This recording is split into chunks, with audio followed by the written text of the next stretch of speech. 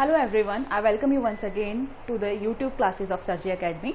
So in physics HPTET की जो हमारी सीरीज चल रही है उसमें हम ऑलरेडी 2 यूनिट्स जो हैं वो कवर कर चुके हैं, जिसमें हमने यूनिट एंड मेजरमेंट से रिलेटेड जो भी इंपॉर्टेंट क्वेश्चंस हैं वो ऑलरेडी कवर कर लिए हैं, और साथ के साथ हमने जो नेक्स्ट यूनिट था आपके पास जो काइनेमेटिक्स था और लॉज ऑफ मोशन था वो ऑलरेडी कंप्लीट कर लिया है। अब आगे बढ़ते हैं। आज के चैप्टर में हम बेसिकली डिस्कस करेंगे questions related with friction, circular motion and work power and energy.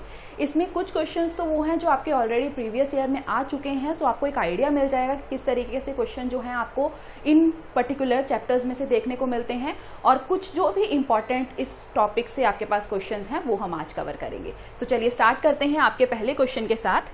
So first question है आपके पास, the energy equivalent to a substance of 1 gram mass is.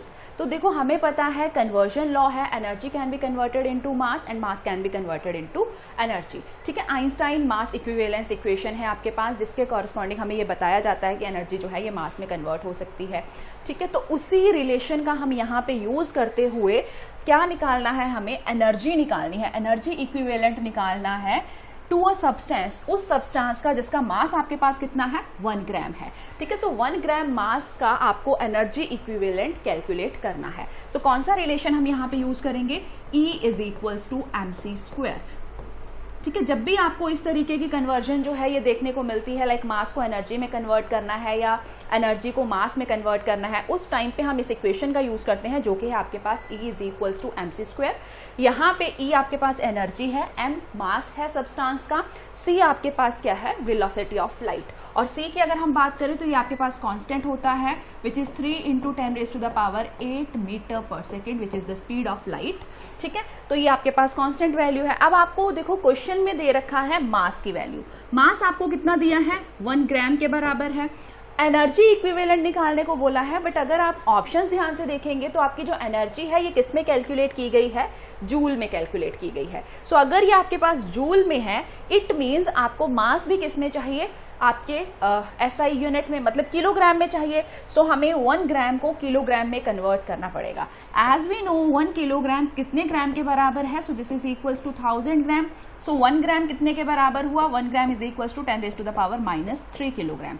सो आपके पास जो मास है इसे हम यूज कर सकते हैं किलोग्राम में 10⁻³ so we are going to substitute the value in the particular equation. तो आपके पास क्या बनेगा, E is equals to mass आपके पास है 10⁻³ C हमने अभी देखा विच इज 3 × 10⁸ का होल स्क्वायर होगा।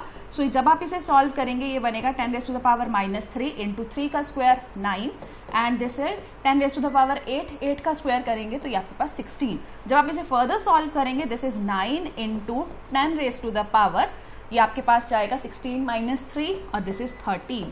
तो एनर्जी कितनी आई जाउल में, 9 × 10⁻13 जूल। सो आपके पास ऑप्शन बी जो है ये आपके पास करेक्ट होगा। ठीक है, जब भी आपको एनर्जी को मास में कन्वर्ट करना है या मास को एनर्जी में कन्वर्ट करना है, at that time we will use mass energy equivalence. किसके द्वारा दिया गया था, आइंस्टाइन द्वारा दिया गया था, और इक्वेशन क्या है, E is equals to mc² के बराबर, और ये आपका प्रीवियस ईयर क्वेश्चन है जो कि इंपॉर्टेंट है, राइट। चलिए आगे बढ़ते हैं। नेक्स्ट है आपके पास सेकेंड क्वेश्चन।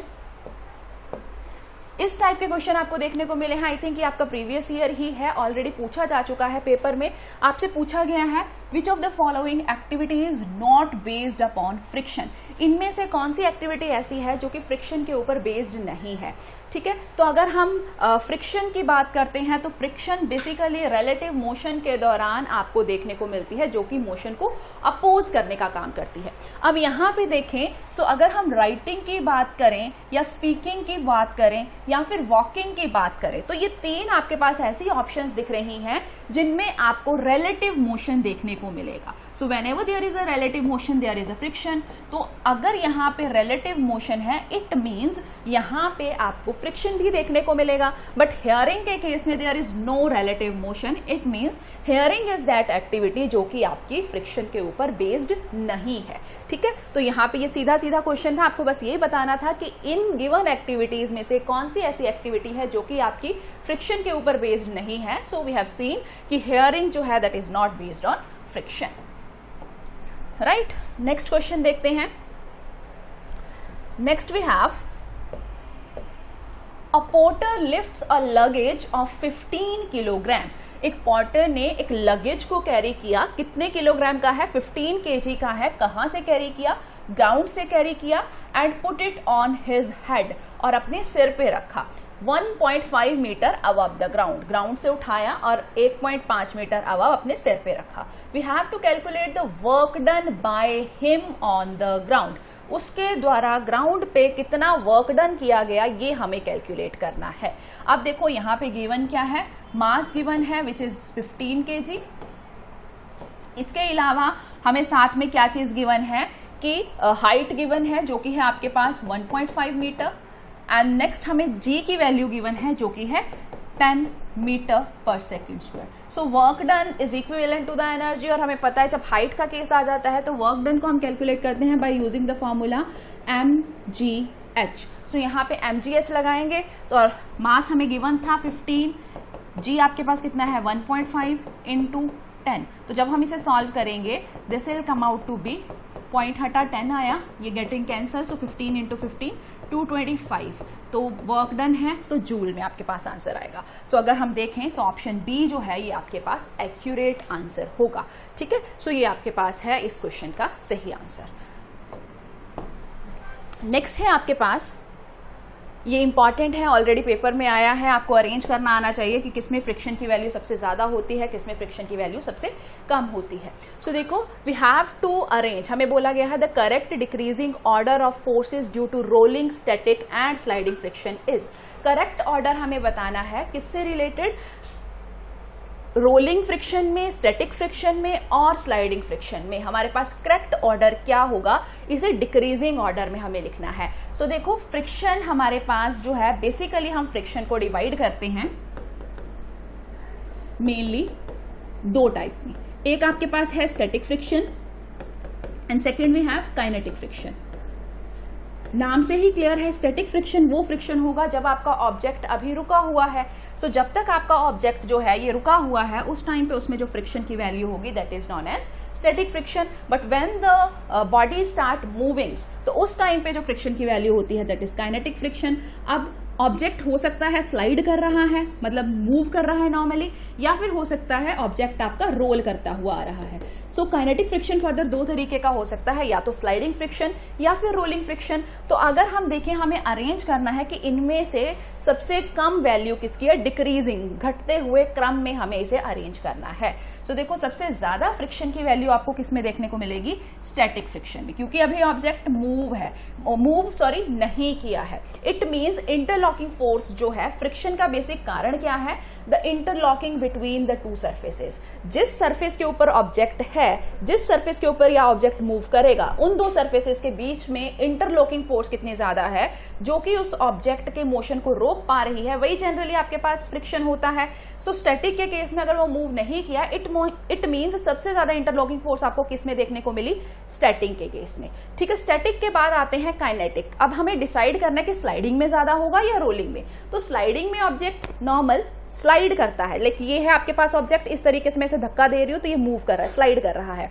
तो स्लाइडिंग में इंटरलॉकिंग कम हो गई, तभी ऑब्जेक्ट जो है वो मूव करना शुरू कर गया। बट रोलिंग में वो एकदम से फास्ट मूव करता हुआ, रोल करता हुआ जाता है। सो देखो अब हम इन दोनों में कंपेयर करें तो आपके पास ज्यादा फ्रिक्शन किसमें देखने को मिलेगा, इन दोनों में से स्लाइडिंग में ज्यादा फ्रिक्शन है। रोलिंग में आपको सबसे कम फ्रिक्शन देखने को मिलेगा क्योंकि आपका जो ऑब्जेक्ट है वो फटाफट जा रहा है। सो सबसे ज्यादा फ्रिक्शन है स्टैटिक में, उसके बाद आपके पास है sliding, then we have rolling. So अगर हम अरेंज करें तो आपके पास जो ऑर्डर बनता है static, then sliding, then rolling. तो अगर आप देखें सो इसके अकॉर्डिंग आपकी जो ऑप्शन सी है ये आपकी सही है, स्टैटिक फिर स्लाइडिंग फिर रोलिंग फ्रिक्शन। ठीक है, सो ऑप्शन सी इसमें आपके पास बिल्कुल सही होगा। ठीक है, होप ये कंसेप्ट आपको क्लियर हो गया होगा।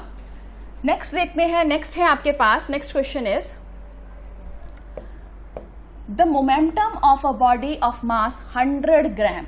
मास कितना दिया है आपको, 100 gram, having a kinetic energy 20 joule. आपको कैलकुलेट क्या करना है, मोमेंटम बताना है। आपसे पूछा गया है मोमेंटम बताइए उस बॉडी का जिसका मास है 100 ग्राम और काइनेटिक एनर्जी कितनी है 20 जूल। सो मोमेंटम हम कैसे कैलकुलेट करेंगे, आपको रिलेशन पता होना चाहिए, what is the relation between momentum and kinetic energy.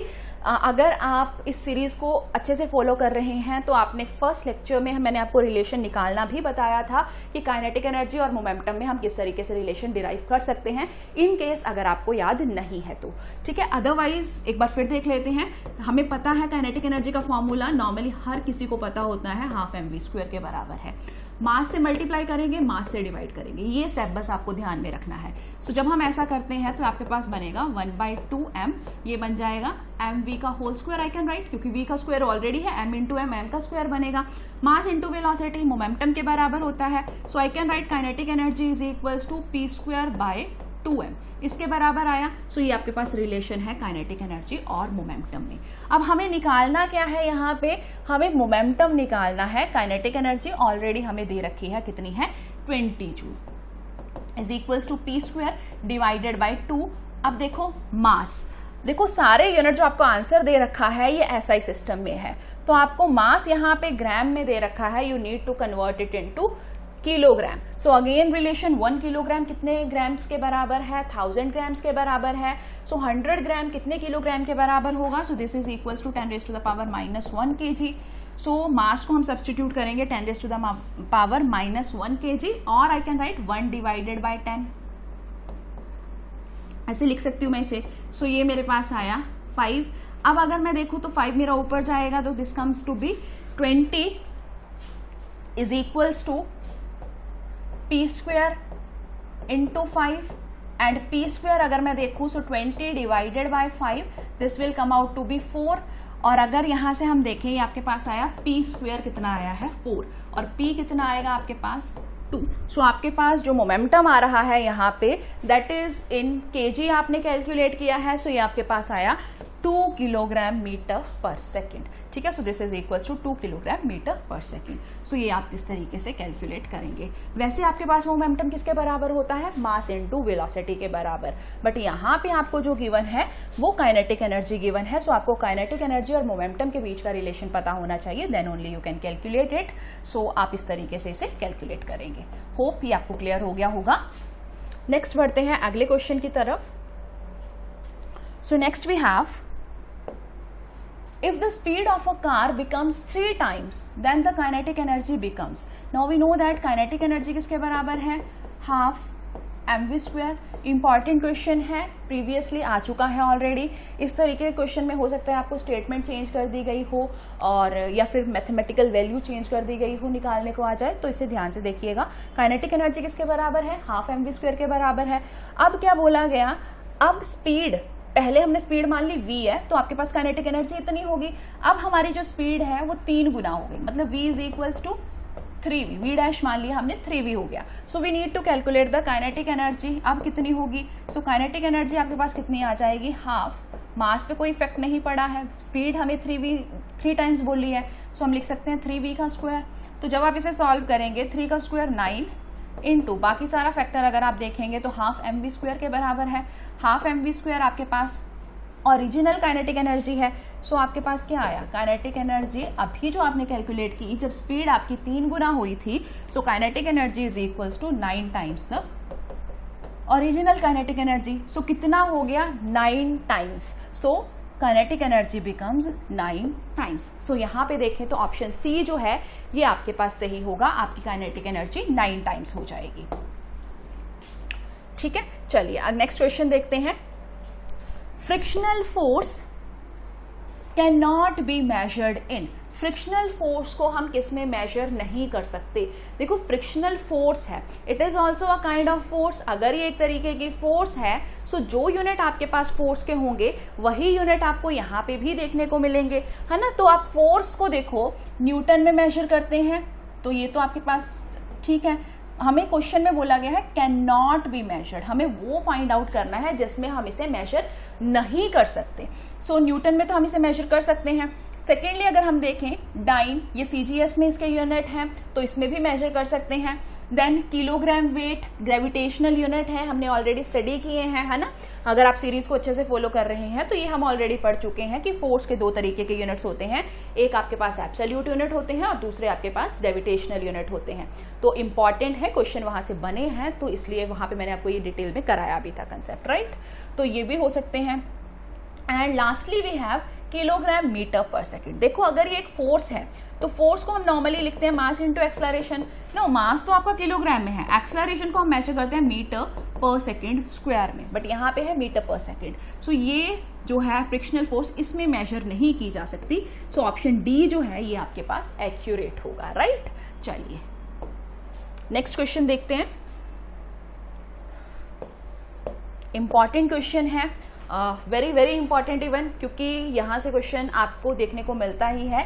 Even आपके पास एंगल ऑफ फ्रिक्शन और एंगल ऑफ रिपोज को रीअरेंज करके न्यूमेरिकल प्रॉब्लम्स देखने को मिलती हैं, ठीक है। तो यहाँ पे अगर देखें तो आपसे पूछा गया है रिलेशन, यहाँ पे तो सीधा सीधा रिलेशन पूछा गया है कि एंगल ऑफ फ्रिक्शन और एंगल ऑफ रिपोज में क्या रिलेशन है। पहले तो ये समझते हैं कि एंगल ऑफ फ्रिक्शन और एंगल ऑफ रिपोज होता क्या है। सो देखो ये आपके पास कोई सरफेस है, इस सरफेस के ऊपर कोई ऑब्जेक्ट आपके पास है ना। लेट अस से आप इस ऑब्जेक्ट पे फोर्स अप्लाई कर रहे हैं and the direction of the applied force is this, है ना। आपने फोर्स अप्लाई की, जब आपने फोर्स अप्लाई की तो इसके ऊपर फ्रिक्शनल फोर्स एक्ट करेगी and frictional force is always opposite to the direction of applied force. तो फ्रिक्शनल फोर्स एक्ट करेगी इस डायरेक्शन में।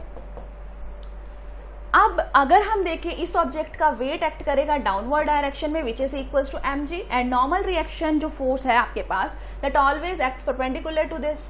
सो नॉर्मल रिएक्शन यहां पे है। नाउ जो आपके पास रिजल्टेंट होगा in between the frictional force and normal reaction, तो रिजल्टेंट आपका कुछ इस तरीके से आएगा r डैश। ये जो आपके पास रिजल्टेंट है किसके बीच में, फ्रिक्शनल फोर्स और नॉर्मल रिएक्शन के बीच में। इस रिजल्टेंट और इस नॉर्मल रिएक्शन के बीच का जो एंगल है थीटा, ये आपका कहलाता है एंगल ऑफ फ्रिक्शन, ठीक है। क्या है आपके पास theta, angle between r and r dash. r और r डैश के बीच का जो एंगल है ये आपका कहलाता है एंगल ऑफ फ्रिक्शन, ठीक है। r क्या है आपके पास, नॉर्मल रिएक्शन, r डैश क्या है, resultant between this normal reaction and the frictional force. And second आपके पास है एंगल ऑफ रिपोज क्या है। अब एंगल ऑफ रिपोज देखो क्या है आपके पास, जब भी आपके पास कोई स्लाइडिंग सरफेस हो, है ना, इस स्लाइडिंग सरफेस के ऊपर आपने ऑब्जेक्ट को रखा है।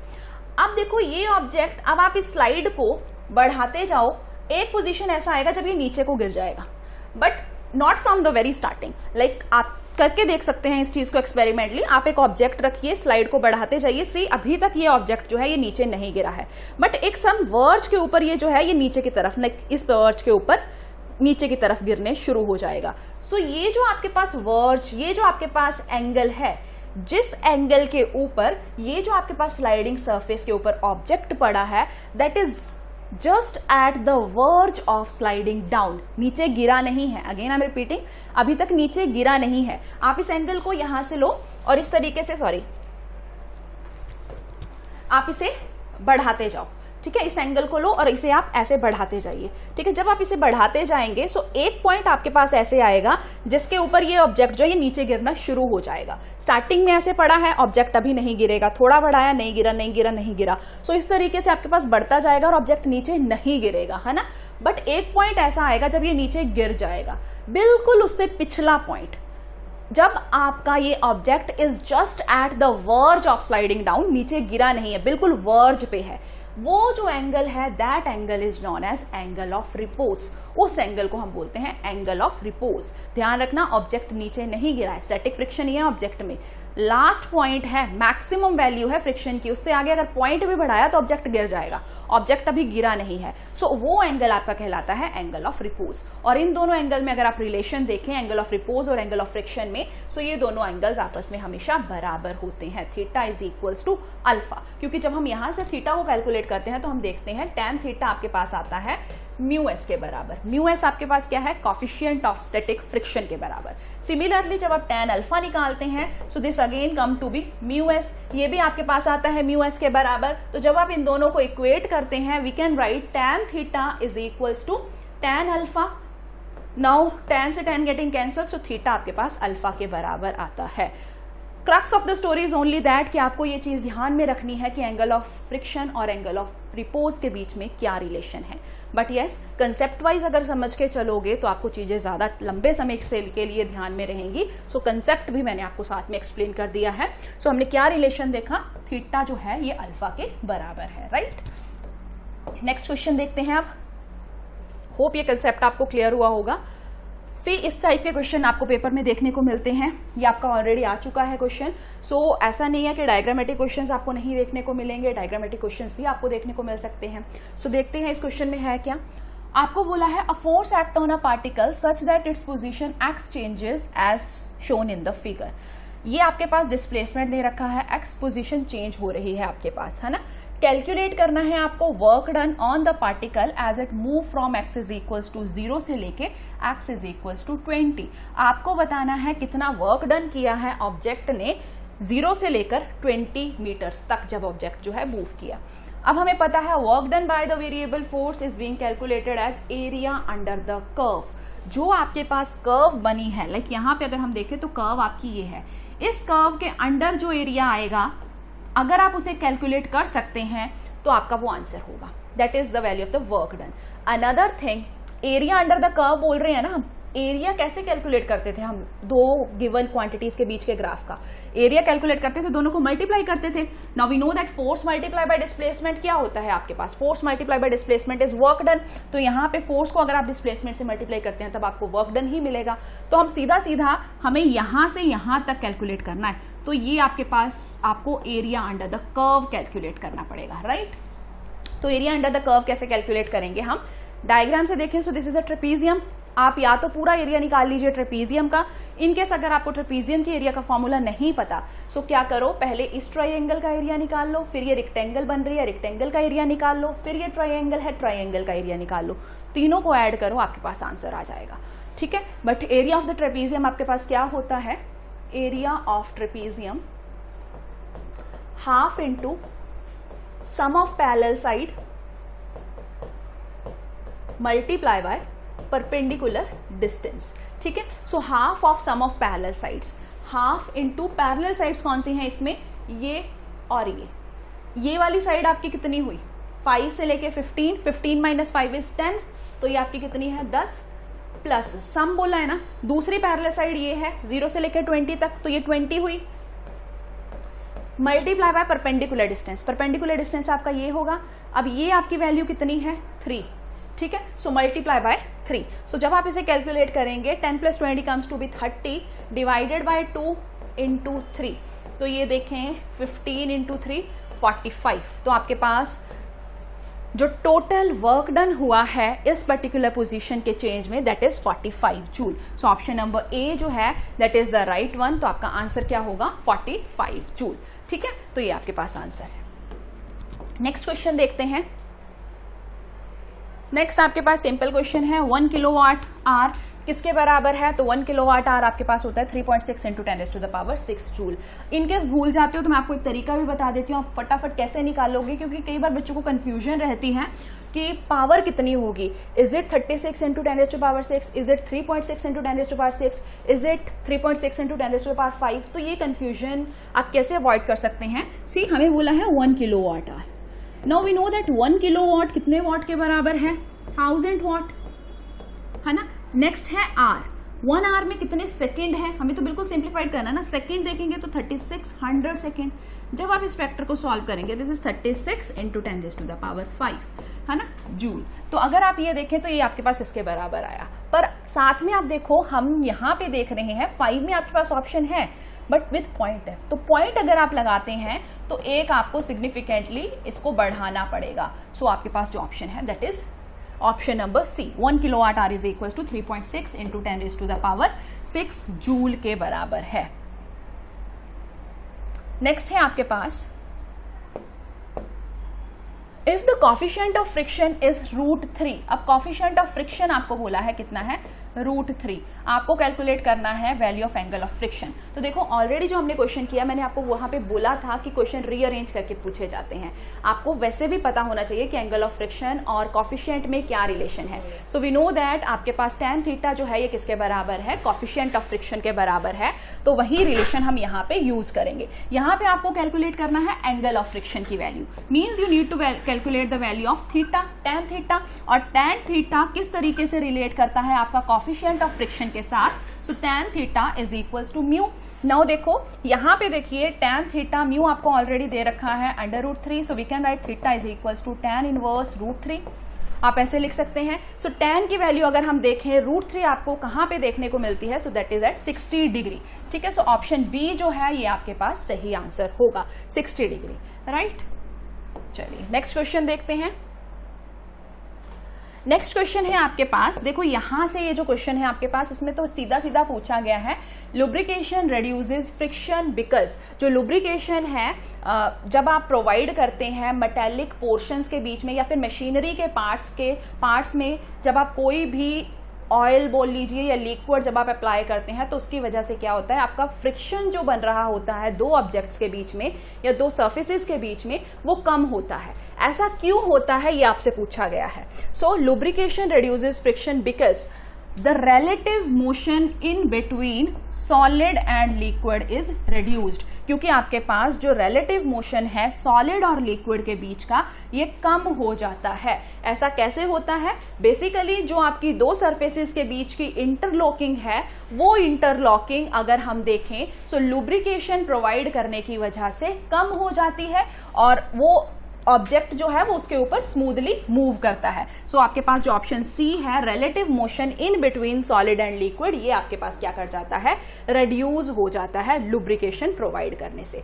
नाउ ये क्वेश्चन आपके पास एक और तरीके से फ्रेम किया जा सकता है, दे कैन इवन आस्क कि जो आपके पास फ्रिक्शन को अगर आपको रिड्यूस करना है तो उसके लिए आपका कौन सा वे जो है वो अप्रोप्रिएट है। सो आपसे अलग अलग तरीके पूछे जा सकते हैं फ्रिक्शन को रिड्यूस करने के, क्या क्या तरीके हैं, तो वो भी आपको साथ के साथ पता होने चाहिए। लाइक अगर आपके पास कोई बॉडी है, अगर आप उसको स्ट्रीमलाइन शेप दे देते हैं तब आप फ्रिक्शन को रिड्यूस कर सकते हैं। बाय ऑयलिंग आप फ्रिक्शन को रिड्यूस कर सकते हैं, बाय प्रोवाइडिंग द लुब्रिकेशन आप फ्रिक्शन को रिड्यूस कर सकते हैं। सो और तरीके भी आपको पता होने चाहिए। सो ये क्वेश्चन जो है उस तरीके से भी आपके पास फ्रेम हो सकता है। ठीक है, नेक्स्ट क्वेश्चन देखते हैं। नेक्स्ट है आपके पास a force F is applied on a body and is displaced by this. How much work is done? सीधा सीधा वर्क डन कैलकुलेट करने को बोला गया है। फोर्स आपको कंपोनेंट की टर्म में दे रखी है, डिस्प्लेसमेंट आपको कंपोनेंट की टर्म में दे रखी है। You need to calculate the value of the work done. Now we know that work done आपके पास क्या है, F डॉट एस के बराबर होती है, राइट। अब F कंपोनेंट की टर्म में लिखिए, F आपको ऑलरेडी दे रखा है 4i cap plus 5j cap plus 6k cap into displacement अगर हम देखें तो वो आपको अगेन कंपोनेंट की टर्म में है जो कि है आपके पास 3i cap plus 7j cap plus 8k cap. Dot product calculate करेंगे तो वर्क डन आ जाएगा। ठीक है, तो सिंपल डॉट प्रोडक्ट आपको पता है, i को i से, j को j से, k को k से। सो 3 4 का 12, 5 7 का 35, 6 इंटू 8 48। तो जब आप इसे सॉल्व करेंगे ये आपके पास बनेगा 48 प्लस 12 60, 60 प्लस 35 95। तो ये आपके पास आएगा 95 जूल। सो यहाँ पे जो आपके आंसर है ऑप्शन नंबर सी, ये आपके पास बिल्कुल अप्रोप्रिएट होगी। आंसर है आपके पास 95 जूल। सो वर्क डन निकालने का फॉर्मूला है F dot S. Dot product हटाते हैं तो आपके पास बनता है F S cos theta, W is equals to F S cos theta. Now आपके पास जो वर्क डन है ये 3 तरीके से कैटेगराइज है, पॉजिटिव हो सकता है, नेगेटिव हो सकता है और 0 हो सकता है। पॉजिटिव वर्क डन आपके पास कब होगा, जब फोर्स और डिस्प्लेसमेंट सेम डायरेक्शन में हो रहे होंगे, मतलब थीटा 0 डिग्री के बराबर होगा। 90 कब होगा, जब आपके पास फोर्स और डिस्प्लेसमेंट ऑपोजिट डायरेक्शन में होंगे, थीटा आपके पास 180 डिग्री के बराबर होगा। 0 वर्क डन आपको कब देखने को मिलेगा, जब आपके पास फोर्स और डिस्प्लेसमेंट परपेंडिकुलर डायरेक्शन में होंगे, 90 डिग्री का एंगल बनेगा, तब आपके पास केस होगा 0 वर्क डन का। सो ये तीनों केसेस का भी ध्यान रखना, पॉजिटिव वर्क डन कब होता है, नेगेटिव कब होता है और 0 वर्क डन कब होता है। ठीक है, नेक्स्ट क्वेश्चन देखते हैं। Question number 14 we have 2 2 bodies of mass m and 4m, 2 bodies दे रखी है, एक का मास है m, दूसरे का मास है 4m. They are moving with equal kinetic energy, kinetic energy हमें उनकी इक्वल दे रखी है. The ratio of their linear momentum will be, हमें कैलकुलेट करना है रेशो उनके लीनियर मोमेंटम का. अभी हमने रिलेशन देखा लीनियर मोमेंटम और काइनेटिक एनर्जी में क्या है. So we already know that P is equals to √2me, ये आपके पास रिलेशन है. अब देखो पहली बॉडी का मास m है, सो फर्स्ट बॉडी का मास m रहने दे तो यही इक्वेशन आपके पास रहेगी. काइनेटिक एनर्जी बराबर है 2 ऑलरेडी कांस्टेंट है, ठीक है. So this is equation first. Second body जिसका मास 4m है, उसके लिए अगर हमें मोमेंटम की इक्वेशन लिखनी है, so how we can write √2 into mass, देखो 4m किया है, सो मास को we can jot down 4m into energy remains the same, so इसे हम E ही लिखेंगे. So this is equation number 2.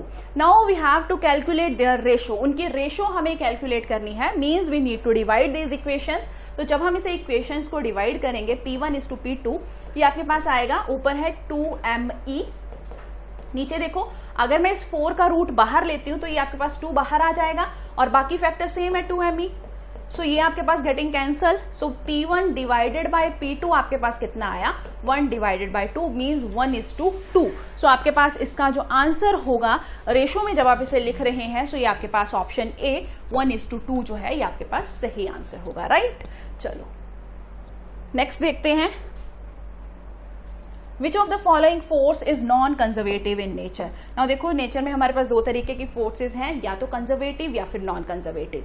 आपको कंजर्वेटिव फोर्सेज से एक चीज ध्यान रखनी है, कंजर्वेटिव फोर्सेज वो फोर्सेज होती हैं जो इनिशियल और फाइनल पोजीशन के ऊपर डिपेंड करती हैं, और किस तरीके से हम इनिशियल से फाइनल पे गए हैं that doesn't matter.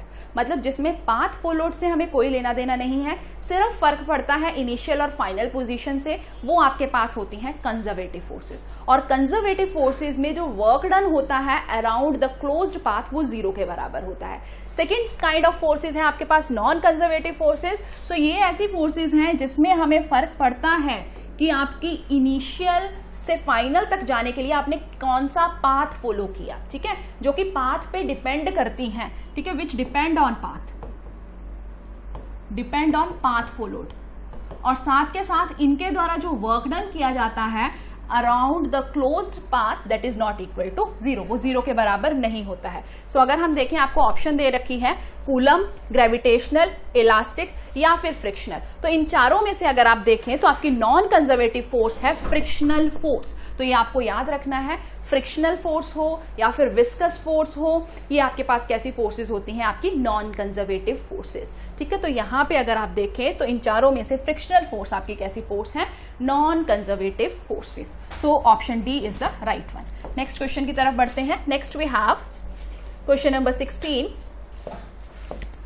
A body of mass m, एक बॉडी है जिसका मास m दे रखा है, is moving uniformly along a circle. कैसे चल रही है, वो सर्कल के अलोंग, हैविंग रेडियस r, उस सर्कल का रेडियस आपको r दे रखा है. आपको कैलकुलेट करने के लिए बोला गया है सेंट्रीपिटल फोर्स. तो सेंट्रीपिटल फोर्स का आपका सीधा सीधा रिलेशन है mv² डिवाइडेड बाय r, ठीक है. mv² डिवाइडेड बाय r, ये रिलेशन अगर आप यूज करते हैं तो आपके पास यहां से अगर आप सीधा देखें तो ऑप्शन नंबर ए जो है ये आपके पास सही है, ठीक है. mv² divided by r. Centripetal force always acting toward the centre, where centrifugal force जो है वो हमेशा outward direction, outward to the centre जो है वो लाई करती है. तो यहाँ पे हमने बात की है सेंट्रीपिटल फोर्स की, it always acts inward to the direction. So this is mv² divided by r. तो ये आपके पास आंसर हुआ. नेक्स्ट है आपके पास question number 17. When the force retard, जब आपके पास फोर्स रिटार्ड करती है. अब फोर्स रिटार्ड का क्या मतलब है, फोर्स की रिटार्डेशन कब देखने को आपको मिलेगी, जब आपकी बॉडी मूव कर रही है विथ सम वेलोसिटी, बट उसकी इनिशियल वेलोसिटी तो ज्यादा है पर फाइनल वेलोसिटी उसकी कम है. When initial velocity is more as comparable to the final velocity, उस केस में बॉडी क्या करती है, आपकी रिटार्ड करती है. So when the force retard the motion of the body, अब बॉडी का मोशन क्या हो रहा है, रिटार्ड हो रहा है, मतलब उसका जो डिस्प्लेसमेंट है, सॉरी नॉट डिस्प्लेसमेंट, उसकी जो वेलोसिटी है वो कम हो रही है. तो आपको पता है ना वर्क डन क्या होगा ना, हमने ऑलरेडी पढ़ा है वर्क डन किसके बराबर होता है, फ्रॉम थ्योरम आपने पढ़ी है work energy theorem, which is work done is equals to change in kinetic energy. Now kinetic energy को हम लिख सकते हैं final kinetic energy which is half mv square minus initial kinetic energy which is half mu square, this is equals to work done. हमने बोला अगर body का motion retard कर रहा है इट मीन्स इनिशियल वेलोसिटी ज्यादा होगी, इनिशियल वेलोसिटी ज्यादा है इट मीन्स ये वाला फैक्टर ज्यादा होगा, बड़ा होगा, और ये वाला फैक्टर छोटा होगा क्योंकि फाइनल वेलोसिटी के साथ है। सो आप छोटे फैक्टर में से जब बड़े फैक्टर को सब्ट्रैक्ट करेंगे you will get a negative value. So यहाँ पे आपको वर्क डन क्या देखने को मिलेगा, नेगेटिव। सो यहाँ पे देखिए ऑप्शन बी जो है ये आपके पास राइट वन आंसर होगा।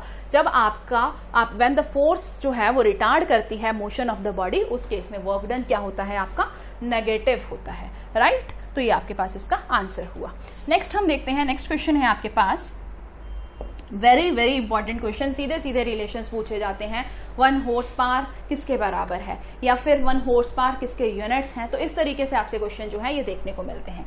सो अगर हम देखें 1 हॉर्स पावर, ऑल्दो आप सभी को पता होगा अगर आप अच्छे से प्रिपरेशंस कर रहे हैं तो 1 horse power is equal to 746 watt, 746 watt के बराबर है, और ये आपके पावर के यूनिट होते हैं, ठीक है। So option number B is the right one, 1 horse power is equal to 746 watt, ठीक है। अगर ये आपको किलोवाट में पूछा होता so 1 horse power is equal to 0.746 kilowatt होता, ठीक है। तो यहाँ पे तो सीधा सीधा वॉट में पूछा गया था, पावर के यूनिट है, 1 हॉर्स पावर 746 वॉट के बराबर होता है। अगला है आपके पास area under force displacement graph is equals to. अब देखिए हमने अपना जो यूट्यूब पे सेकंड यूनिट जो हमने डिस्कस किए थे, इससे जो पहले वाला जो हमारे पास टॉपिक हमने कवर किए थे, अगर आपने उसे अच्छे से अटेंड किया होगा तो वहां पे मैंने आपको एक ट्रिक बताया था, जब भी आपको एरिया निकालने को आता है किन्हीं दो फिजिकल क्वांटिटीज के ग्राफ के बीच में, तो आप क्या करते हैं, उन्हें सीधा सीधा मल्टीप्लाई करते हैं। स्लोप बोली हो तो डिवाइड करेंगे। सो अब हमें यहाँ पे बोला गया है area under force displacement graph is equal to, means we need to multiply these two equations, we have to multiply force and displacement. So force multiply by displacement क्या होता है आपके पास, वर्क डन। तो यहाँ पे ऑप्शन नंबर सी जो है ये आपके पास सही होगा। So option C work done is the right answer. अगर हमें स्लोप बोला होता तो हम क्या करते, इसे डिवाइड करते। नेक्स्ट है आपके पास a body has uniform circular motion, body का मोशन कैसा है, यूनिफॉर्म सर्कुलर मोशन है। प्रीवियसली हमने पढ़ा था जो यूनिफॉर्म सर्कुलर मोशन होता है ये एक्सलरेटेड मोशन होता है, क्योंकि स्पीड तो कांस्टेंट रहती है बट वेलोसिटी चेंज करती है, क्योंकि हर एक पॉइंट के ऊपर डायरेक्शन जो होगी वो अलग अलग आती है, और वेलोसिटी डिपेंड करती है डायरेक्शन के ऊपर, being a vector quantity. So velocity क्योंकि वेरी कर रही है, तो हमारा यहाँ पे जो क्वेश्चन है अ body has uniform circular motion, which of the quantities of the body will remain the same, इनमें से कौन सी जो क्वांटिटी है बॉडी की वो सेम रहेगी। सो यूनिफॉर्म सर्कुलर मोशन के दौरान स्पीड सेम रहती है पर वेलोसिटी चेंज करती है। सो ये तो हो नहीं सकता क्योंकि ये सेम नहीं रहेगी, वेलोसिटी चेंज करती है। आपने ऑलरेडी क्वेश्चन किया है ऐसा पिछले वाले लेक्चर में, राइट। तो वेलोसिटी के ऊपर डिपेंड करता है मोमेंटम, तो ये भी नहीं हो सकता, तो ये तो बिल्कुल ही नहीं हो सकता वेलोसिटी और मोमेंटम। तो बचा क्या, काइनेटिक एनर्जी, ठीक है, क्योंकि काइनेटिक एनर्जी वेलोसिटी पे डिपेंड नहीं करती है। ध्यान दीजिएगा, मैक्सिमम बच्चों को ये कंफ्यूजन रहती है कि आपके पास काइनेटिक एनर्जी का जो फॉर्मूला है that is half mv square, ठीक है। यहाँ पे देखो m तो मास है, v को हम वेलोसिटी कंसीडर करते हैं, जबकि काइनेटिक एनर्जी आपकी एक स्केलर क्वांटिटी है, और अगर आप देखें तो ये तो मास है बट ये स्पीड होता है, दिस इज नॉट वेलोसिटी, ये आपके पास स्पीड है, तो ये स्पीड का स्क्वायर है, ठीक है। तो काइनेटिक एनर्जी क्योंकि स्पीड पे डिपेंड कर रही है, सो इसमें आपकी काइनेटिक एनर्जी जो है ये क्या रहेगी, सेम रहेगी, ठीक। तो इसका आपके पास आंसर हुआ option number C. Next we have question number 21 जो कि है electron volt is the unit of, electron volt किसके यूनिट हैं। सो देखो 1 इलेक्ट्रॉन वोल्ट, रिलेशन भी ध्यान रखना, 1.6 × 10⁻⁻⁻19 जूल के बराबर होते हैं। जूल किसके यूनिट हैं आपके पास, वर्क के या एनर्जी के। इलेक्ट्रॉन वोल्ट भी फिर किसके यूनिट होंगे, वर्क के या एनर्जी के। तो यहाँ पे आपके पास ऑप्शन सी जो है ये राइट होगी, एनर्जी के यूनिट है आपके पास इलेक्ट्रॉन वोल्ट, राइट। चार्ज अगर हम देखें तो चार्ज के यूनिट होते हैं आपके पास कूलम, और अगर सीजीएस में देखें तो स्टैट कूलम। वोल्टेज के यूनिट होते हैं आपके पास वोल्ट, ठीक है। एक्सेलरेशन के यूनिट आपके पास होते हैं मीटर पर सेकेंड स्क्वायर, राइट। तो ये भी चीजें साथ में ध्यान रखना। सो एनर्जी के यूनिट होंगे आपके पास इलेक्ट्रॉन वोल्ट, और 1 electron volt is equals to 1.6 × 10⁻⁻19 joule. Next है आपके पास, if the velocity of the body becomes double, अगर वेलोसिटी बॉडी की हम डबल कर देते हैं then its kinetic energy will become, तो इसकी काइनेटिक एनर्जी क्या होगी। सो देखो ऐसा ही क्वेश्चन हमने ऑलरेडी किया, जो ऑलरेडी प्रीवियसली आ चुका है, जिसमें आपने अभी आज की ही सीरीज में कवर किया कि अगर आप वेलोसिटी को 3 टाइम्स करते हैं तो काइनेटिक एनर्जी पे क्या फर्क पड़ता है। अभी आपको बोला गया है वेलोसिटी को अगर आप डबल कर रहे हैं, सो जब आपकी वेलोसिटी v ही है तो काइनेटिक एनर्जी कितनी होगी, हाफ mv²। अब आपने डबल कर दिया मतलब v को क्या कर दिया, 2v कर दिया। सो काइनेटिक एनर्जी किसके बराबर आ जाएगी, half into m into 2v का स्क्वायर। 2 का square comes to be out, ये आपके पास होगा 4 इंटू हाफ mv²। ये आपकी ओरिजिनल काइनेटिक एनर्जी है। So we can write 4 into kinetic energy. So आपकी जो अब काइनेटिक एनर्जी आई है, जब आपने वेलोसिटी को 2 गुना बढ़ाया है, तो उस टाइम पे जो आपकी काइनेटिक एनर्जी हो जाती है दैट इज 4 टाइम्स। तो यहाँ पे आपके पास ऑप्शन सी जो है ये आपके पास सही होगा। सो आपकी एनर्जी क्या हो जाती है, 4 टाइम्स, राइट। चलिए नेक्स्ट क्वेश्चन देखते हैं। Next we have a light and heavy body, एक हल्की बॉडी है और एक हैवी बॉडी है, हैव इक्वल मोमेंटम, दोनों का मोमेंटम हमें बराबर दे रखा है।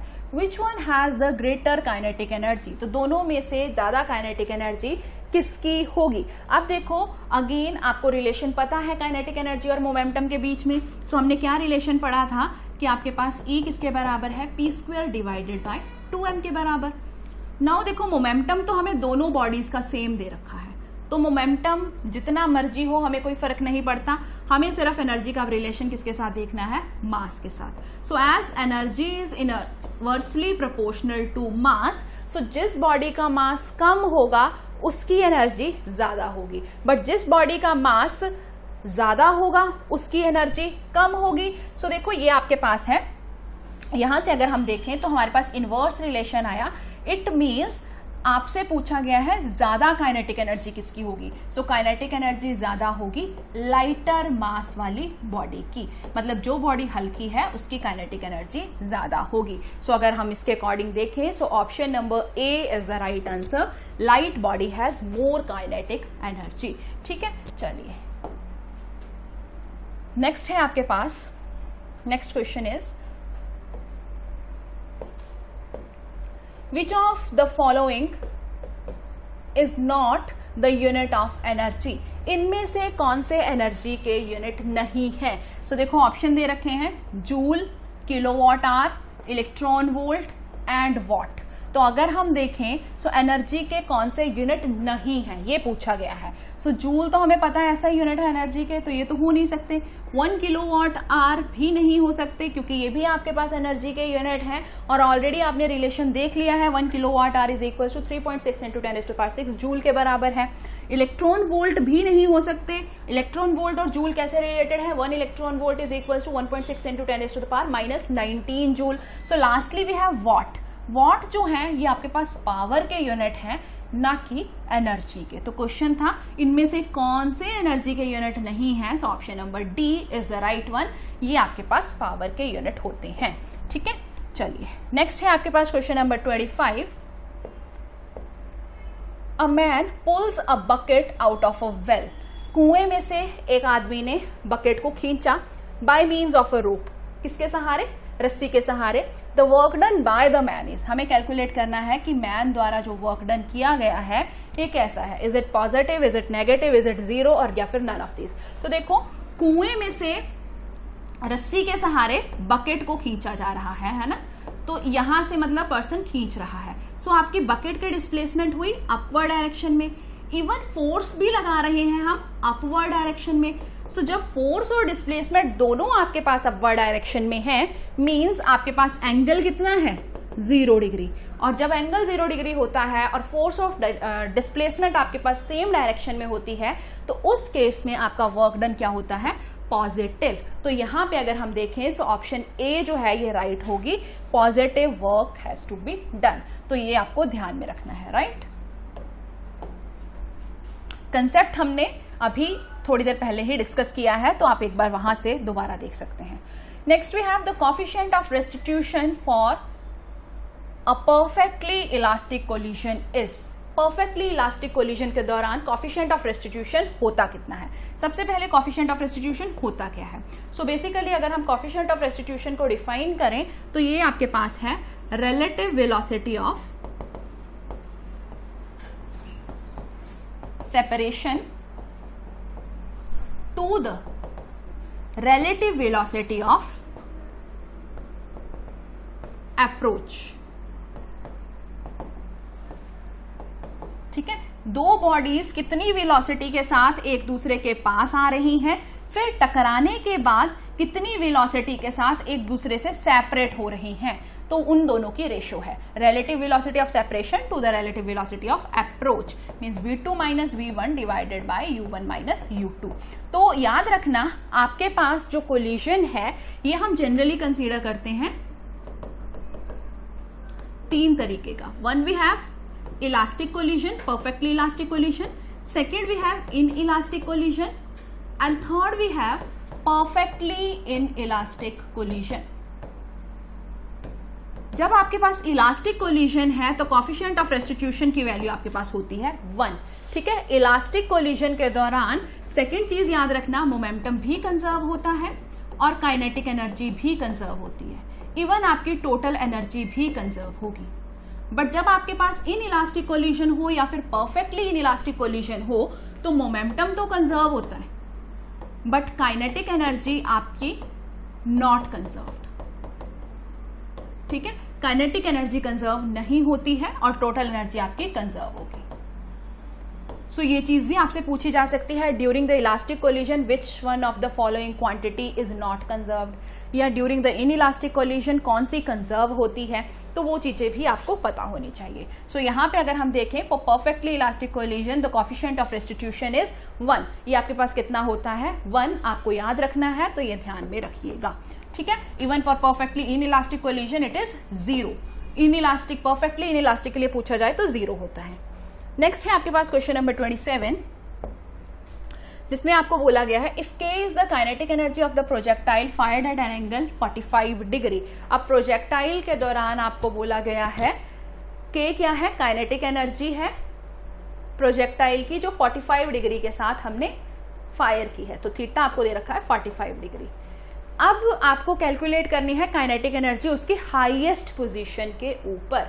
सो अगेन अगर आपने प्रीवियस लेक्चर अटेंड किया होगा या उससे अच्छी तरह से पढ़ा होगा तो वहां पे मैंने आपको इसका कंसेप्ट समझाया था कि हाईएस्ट पोजीशन के ऊपर अगर आप देखते हैं तो सिर्फ हॉरिजॉन्टल वेलोसिटी ही सपोर्ट करती है। ठीक है, यहाँ पे आपका हॉरिजॉन्टल भी है, वर्टिकल भी है, यहाँ पे भी हॉरिजॉन्टल है, वर्टिकल है, but at highest position only the horizontal component of velocity works. Means velocity का कंपोनेंट कौन सा होता है? कॉस थीटा वाला, यू कॉस थीटा।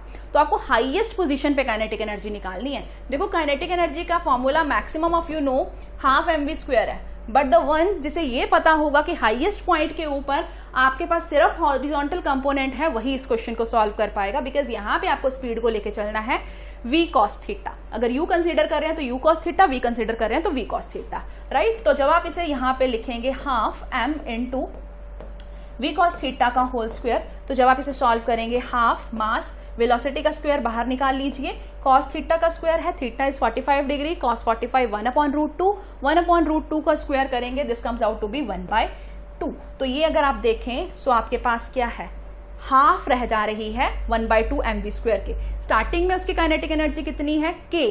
तो ये कितनी बची आपकी हाईएस्ट पॉइंट के ऊपर? Kinetic energy at highest point is equals to 1/2 times k। 1/2 times k मतलब k/2। तो अगर आप यहाँ पे देखें तो आपके पास ऑप्शन कितना आएगा? k/2। अब देखो यहाँ से मैं आपको एक और कंसेप्ट समझाती हूँ। हाईएस्ट पॉइंट के ऊपर मान लो आपको मोमेंटम निकालने को बोला गया है, थीटा आपको गिवन है, इतने के साथ आपने फेंका, हाईएस्ट पॉइंट के ऊपर बताइए मोमेंटम कितना होगा। सो अगेन हाईएस्ट पॉइंट पे ध्यान रखना, वेलोसिटी का सिर्फ हॉरिजॉन्टल कंपोनेंट होता है। सो मोमेंटम भी आप हाईएस्ट पॉइंट पे कैसे निकालोगे? मोमेंटम का फॉर्मूला है मास इंटू वेलोसिटी, बट क्योंकि हाईएस्ट पॉइंट पे you need to calculate, so you have to write m u cos थीटा। साइन थीटा हम क्यों नहीं ले रहे, क्योंकि वर्टिकल कंपोनेंट नहीं वहां पे होता, सो इसलिए आप इसे कैसे लिखेंगे, mu cos theta, theta substitute कीजिए, you can calculate the value of the momentum even at the highest point, right. तो ये आपको ध्यान में रखना है। होप ये कंसेप्ट आपको क्लियर हुआ होगा। सो हाईएस्ट पोजीशन के ऊपर जो काइनेटिक एनर्जी है ये कितनी होगी आपके पास, k/2। Next we have question number 28। See such kind of questions are very very important. Conversion आपको पूछी जाती है, किसमें एनर्जी जो है कौन सी कन्वर्ट हुई। तो यहाँ पे अगर आप देखें, so we have electric flash light, इसमें बोला गया है kinetic energy of the cell is, जो काइनेटिक एनर्जी है सेल की, केमिकल एनर्जी सॉरी, ये कन्वर्ट होती है। सो ऑप्शन है converted into heat energy only, क्या सिर्फ हीट एनर्जी में कन्वर्ट होती है। Second, converted into light energy only. Third, converted first into light, पहले लाइट में कन्वर्ट होगी और फिर हीट प्रोड्यूस करेगी। या फिर फोर्थ वी हैव, पहले हीट में कन्वर्ट होती है और फिर हमें लाइट एनर्जी देती है। तो अगर हम यहां से देखें, so option D is the right one. जो आपके पास इलेक्ट्रिक फ्लैश लाइट होती है, इसमें जो केमिकल एनर्जी है सेल की, ये पहले हीट एनर्जी में कन्वर्ट होती है और फिर ये आपकी लाइट एनर्जी में कन्वर्ट होती है। सो आपसे कन्वर्जन ऑफ एनर्जी के ऊपर न्यूमेरिक क्वेश्चंस जो है ये पूछे जाते हैं, इंपॉर्टेंट टॉपिक है ये आपका। नेक्स्ट है आपके पास, which one of the following is not the measure of energy, मतलब आप इन जो आपको यूनिट्स दिए गए हैं इनमें से किसमें आप एनर्जी को मेजर नहीं कर सकते हैं। सो पहला है किलोवाट आवर, किलोवाट आवर में हम एनर्जी को मेजर करते हैं। सेकेंड वी हैव अर्ग, अर्ग जो है ये आपके सीजीएस यूनिट है एनर्जी के, तो इसमें भी मेजर करते हैं। Next we have watt second and lastly we have joule second. So अगर आप वॉट सेकेंड देखें, so power multiply by time, ये आपके पास एनर्जी है तो इसमें तो मेजर करते ही हैं। Next we have joule second. So joule second आपके पास सही आंसर होगा, क्योंकि जूल सेकेंड में हम एनर्जी को मेजर नहीं करते हैं। सो क्वेश्चन नंबर 29 का जो ऑप्शन नंबर डी है ये आपके पास सही होगा, राइट। नेक्स्ट देखते हैं,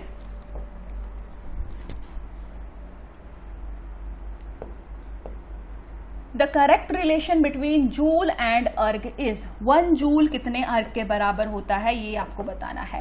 ये आपको वैसे भी याद रखना है, 1 जूल कितने अर्ग के बराबर है, 1 जूल इज इक्वल टू 10⁻7 अर्ग। सो ये किसके बराबर होता है, 10⁻7 अर्ग के बराबर है। सो यहाँ पे देखिए option 1 joule is equal to 10⁻7 erg, option D आपके पास सही है, ठीक है। तो ये ध्यान रखना, 1 newton is equal to 10⁵ and 1 joule is equal to 10⁻7 erg के बराबर है। नेक्स्ट है आपके पास 1 मिलीग्राम ऑफ मैटर। अब देखो 1 मिलीग्राम मैटर को एनर्जी में कन्वर्ट किया है। सो यहाँ पे मास कितना है, 1 मिलीग्राम। सो पहले तो 1 मिलीग्राम से ग्राम में आएंगे, ग्राम से किलोग्राम में आएंगे, क्योंकि ऑप्शन जूल में दे रखे हैं। Very first question of this series we have started with the same question जो आपका ऑलरेडी प्रीवियस ईयर था। सो होप कि आप इस क्वेश्चन को खुद से सॉल्व करेंगे। सो एक बार देखो, थोड़ा मास 1 मिलीग्राम है, मिलीग्राम से आपको जाना है किसमें, किलोग्राम में। सो 1 मिलीग्राम कुछ से जब आपको किलोग्राम में जाना है तो we know that 1 gram is equal to 1000 milligram and 1 milligram किसके बराबर आ जाएगा फिर, 10⁻³ ग्राम। नाउ ग्राम से फिर आपको किलोग्राम में जाना है तो we know that 1 kilogram is equal to 1000 gram and 1 gram किसके बराबर आ जाएगा, 10⁻³ किलोग्राम। अब आपके पास 10⁻³ ग्राम है। सो इधर भी मल्टीप्लाई करेंगे and this will come out to be 10⁻⁻6 kilogram. तो जब आप इसे सॉल्व करेंगे, नाउ आपके पास मास कितना है, 10⁻⁻6 किलोग्राम। सो मास है आपके पास 10⁻⁻6 किलोग्राम। सी आपको पता है कितना होता है, 3 × 10⁸ so we'll use the formula E is equal to mc²। So substitute the value and will get the result. Hope ये क्वेश्चन आप खुद से कर सकते हैं। सो इसे एक बार ट्राई कीजिए, because the same type of question we have already done in the very beginning of this series. So try to do it by yourself and आप खुद को भी चेक कीजिए कि आप कितना इसे सॉल्व कर सकते हैं। देखो question was quite easy, but the only thing is कि कन्वर्जन है आपकी इस क्वेश्चन में। सो कन्वर्जन के कारण ये थोड़ा सा आपको टिपिकल लगेगा, बट आपको कन्वर्जन्स पता होनी चाहिए, क्योंकि आपका पहला ही यूनिट एंड मेजरमेंट में कन्वर्जन से रिलेटेड ही आपके क्वेश्चंस बनते हैं, ठीक है। तो अगर हम इसे सॉल्व करेंगे, आपके पास जो आंसर इस क्वेश्चन का निकल कर आएगा that is equals to 9 × 10⁻10 joule. Option number C is the right answer. Next we have question number 32. Which of the following is a scalar quantity, इनमें से कौन सी स्केलर क्वांटिटी है? सो डिस्प्लेसमेंट वेक्टर होती है, एक्सेलरेशन वेक्टर होती है, electric field vector होती है। So option number D, work जो है ये आपके पास स्केलर क्वांटिटी है। स्केलर और वेक्टर में क्या डिफरेंस है ऑलरेडी हम कर चुके हैं। सो आपके पास ऑप्शन नंबर डी जो है ये आपके पास सही आंसर होगा। नेक्स्ट है आपके पास question number 33, which is the slope of the kinetic energy versus position vector. अब देखो स्लोप वर्ड आ गया, मींस आपको डिवाइड करना है, d डिवाइडेड बाय dx, किसको? Kinetic energy which is half mv²। ठीक है, आप डिवाइड करने को बोला गया है ना, आपको स्लोप कैलकुलेट करना है काइनेटिक एनर्जी का with respect to position vector, मतलब पोजीशन वेक्टर के साथ काइनेटिक एनर्जी का स्लोप मेजर करना है। ठीक है, तो हम इसे इस तरीके से लिख सकते हैं, ये आपको किसकी वैल्यू देगा? Gives the rate of change of. ध्यान देना यहाँ पे बोला गया है रेट ऑफ चेंज ऑफ, मतलब जो भी क्वांटिटी है ये टाइम से डिवाइड होगी, क्योंकि रेट ऑफ चेंज ऑफ बोला गया है। सो मोमेंटम डिवाइडेड बाय टाइम के बराबर है, वेलोसिटी डिवाइडेड बाय टाइम के बराबर है, फोर्स डिवाइडेड बाय टाइम के बराबर है, या पावर डिवाइडेड बाय टाइम के बराबर है। सो जब आप इसे सॉल्व करेंगे 1/2 m कांस्टेंट है, बाहर आएंगे, v² की इंटीग्रेशन करेंगे, सो 2v into d divided by dx of v, we can write like this, ये getting cancel, so mass into velocity, dv is what? Velocity, velocity को we can write displacement divided by time taken into dx, ये आपका ये getting cancel, so आप देख सकते हैं mv divided by dt, so rate of change of mv, mv क्या है? Momentum. So the slope of kinetic energy versus position vector gives the rate of change of momentum. Option number ए जो है ये आपके पास सही आंसर होगा। ठीक है, समटाइम्स हम क्या करते हैं, हम कई बार ये नहीं पढ़ते रेट ऑफ चेंज ऑफ बोला हुआ है, हम सीधा सॉल्व करके इसे कंपेयर करने शुरू कर देते हैं और कई ऑप्शन मैच भी कर जाती हैं। सो अगर आप उस तरीके से करेंगे तो ऑप्शन गलत हो जाएगी। यहाँ पे gives the rate of change of word को ध्यान से देखना, मतलब टाइम के साथ आपको गिवन क्वांटिटी को डिवाइड करना है। सो ये आपके पास है मोमेंटम। ऑप्शन नंबर ए जो है this is the right answer. ठीक है, सो ये थी आपके पास आज की क्वेश्चन आंसर्स की सीरीज। होप आपको ये सारे क्वेश्चंस जो हैं ये क्लियर हुए होंगे। So see you in the next video. Thank you so much.